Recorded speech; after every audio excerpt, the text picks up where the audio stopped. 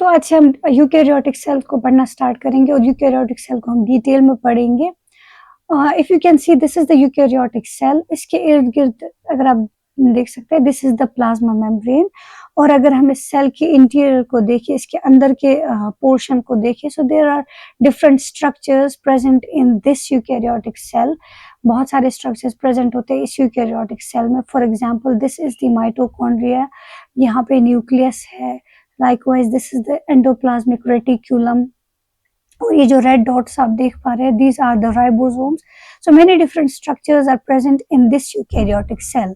और हम स्टार्ट करेंगे उन दो कंपोनेंट से, उन दो सेलुलर स्ट्रक्चर से जो इम्पोर्टेंट रोल प्ले करते हैं in the genetic control of the cell. Fine, तो वो दो स्ट्रक्चर्स कौन से हैं? Those two structures are, एक तो न्यूक्लियस है, पहला न्यूक्लियस है, और दूसरा जो है दैट्स द राइबोसोम। तो ये दो स्ट्रक्चर्स, ये दो कंपोनेंट्स जो है they play an important role in the genetic control of the cell. तो सबसे पहले इस लेक्चर में विल स्टडी द न्यूक्लियस। हम न्यूक्लियस को डिटेल में स्टडी करेंगे एंड देन इंशाल्लाह in the next lecture will study ribosomes. Fine, तो पहले हम लोग न्यूक्लियस को पढ़ना स्टार्ट करते हैं। Now when we talk about the nucleus, अगर हम न्यूक्लियस के स्ट्रक्चर को देखें, so this is the nucleus, ये जो पर्पल कलर में आपको दिख रहा है, this is the nucleus. So nucleus को अक्सर सेल का कंट्रोल सेंटर कहा जाता है। वाई? क्योंकि न्यूक्लियस जो है ये सेल की सभी एक्टिविटीज को कंट्रोल करता है। क्या करता है? अपनी सभी सेल की एक्टिविटीज को कंट्रोल करता है। प्लस जो सेल का genetic material that's also present in this nucleus, वो भी इसी न्यूक्लियस में सेल का जेनेटिक मटेरियल प्रेजेंट है। और इसी वजह से सेल को कंट्रोल न्यूक्लियस को control centre of the cell कहा जाता है। अब अगर इसके स्ट्रक्चर की बात करें तो न्यूक्लियस को हम दो पार्ट्स में, न्यूक्लियस के स्ट्रक्चर को हम दो मेजर पार्ट्स में स्टडी कर सकते हैं। पहला जो है दैट्स द न्यूक्लियर एनवेलप, दूसरा जो है न्यूक्लियोप्लाज्म है। सो न्यूक्लियर एनवेलप क्या है? If you look at this diagram, ये जो बाहर का पर्पल कलर में आपको जो दिख रहा है जिसमें पोर्स प्रेजेंट है, this is the nuclear envelope. ये क्या है? ये न्यूक्लियर एनवेलप है। ये एक डबल मेम्ब्रेन होती है जो न्यूक्लियस के इर्द गिर्द प्रेजेंट होती है। और इस न्यूक्लियर एनवेलप में एक तो आउटर मेम्ब्रेन प्रेजेंट है और एक इनर मेम्ब्रेन प्रेजेंट है। क्योंकि एक डबल मेम्ब्रेन है, so there is an outer nuclear membrane and then there is an inner nuclear membrane. और ये दो मेम्ब्रेन्स के बीच का जो स्पेस है, this space is known as the perinuclear space. इस स्पेस को हम क्या कहते हैं? ये जो आपको दिख रहा है दिस स्पेस, ये जो बीच की स्पेस है, इस स्पेस को हम क्या कहते हैं? Perinuclear space.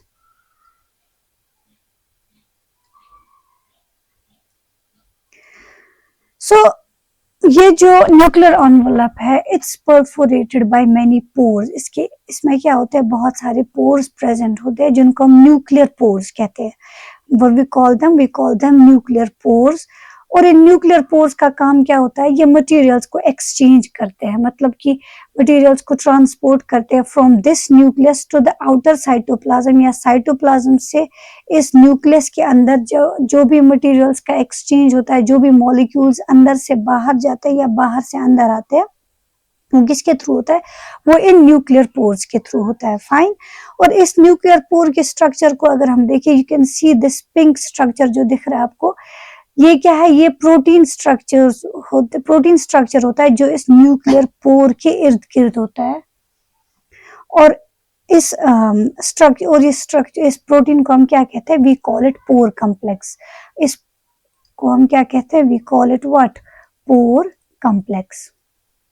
So these are certain proteins जो सराउंड करते हैं इस न्यूक्लियर पोर को। और इस प्रोटीन स्ट्रक्चर का क्या काम है? पोर कॉम्प्लेक्स का काम क्या है?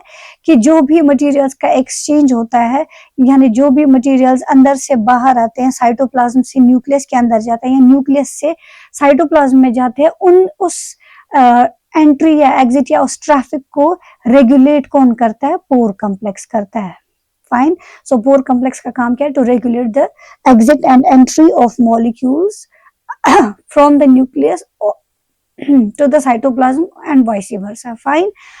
उसके बाद इस आउटर मेम्ब्रेन की अगर हम बात करें, so you can see in the diagram, ये जो आउटर मेम्ब्रेन है it's continuous with and rough endoplasmic reticulum, जो ब्लू लाइंस ब्लू कलर में आपको दिख रहा है, this is the rough endoplasmic reticulum, और आउटर मेम्ब्रेन इस रफ एंडोप्लाज्मिक रेटिकुलम के साथ कंटिन्यूअस होता है।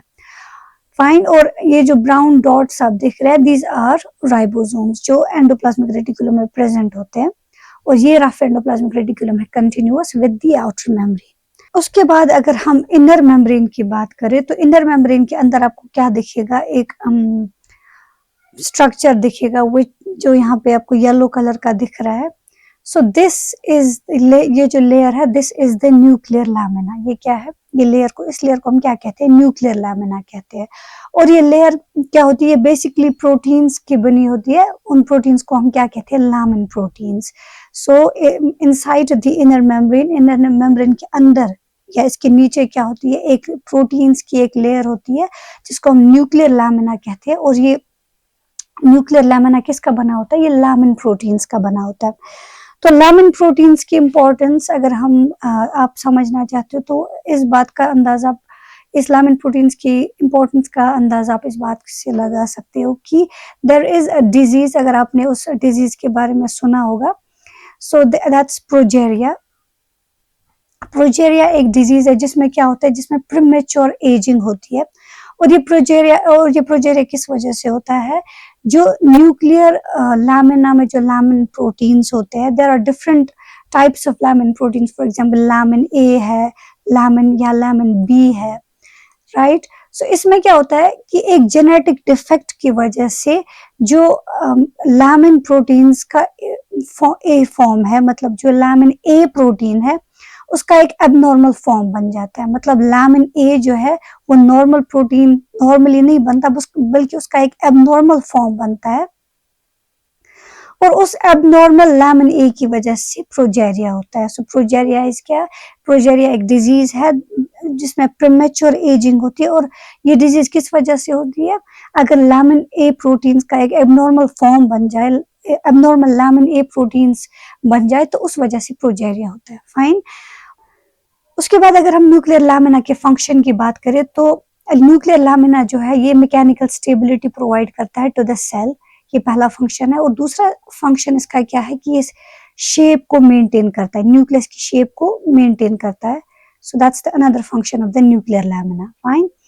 उसके बाद अगर हम न्यूक्लियस के दूसरे पार्ट की बात करें, which is inside of the nucleus, so this is called as the nucleoplasm. इसको क्या हम कहते हैं, इस सारे पोर्शन को हम न्यूक्लियोप्लाज्म कहते हैं। और न्यूक्लियोप्लाज्म क्या है, सिंपली फ्लूइड है जो न्यूक्लियस के अंदर प्रेजेंट होता है। और इस न्यूक्लियोप्लाज्म में फिर और डिफरेंट स्ट्रक्चर्स आपको इस न्यूक्लियोप्लाज्म में मिलेंगे। और उसमें दो इंपॉर्टेंट स्ट्रक्चर्स कौन कौन से हैं, उसमें दो इंपॉर्टेंट स्ट्रक्चर्स है, एक तो क्रोमेटिन है और दूसरा हमारे पास न्यूक्लियोलस है। Fine. So chromatin and nucleolus that's present in the nucleoplasm. So chromatin क्या है, क्रोमेटिन सिंपली हम डीएनए प्लस प्रोटीन्स जो प्रेजेंट होते हैं, जैसे हमने पिछले लेक्चर में कहा था कि न्यूक्लियस के अंदर आपको जेनेटिक मटेरियल मिलेगा विच इज डीएनए, तो क्रोमेटिन इज सिंपली व्हाट, ये DNA plus proteins. Fine. So this is the chromatin. You might be thinking कि अब क्रोमेटिन क्या है, क्रोमोसोम क्या है। बेसिकली क्रोमेटिन भी डीएनए प्लस प्रोटीन ही होते हैं, क्रोमोसोम भी वही होते हैं, बट फर्क सिर्फ इतना है कि अगर आप डीएनए को मान लो एक थ्रेड है और थ्रेड थोड़ा लूजली पैक्ड है, तब हम इसे क्रोमेटिन कहेंगे। जब डीएनए थोड़ा लूजली पैक्ड होता है, वी कॉल इट क्रोमेटिन।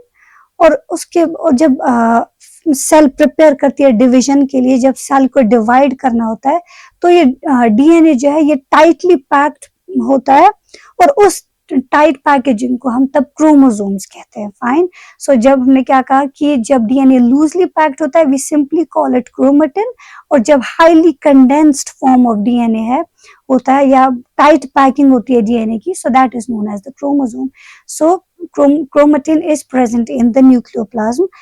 और उसके बाद एक और चीज है कि ये जो क्रोमेटिन है, इट्स द जेनेटिक मटेरियल।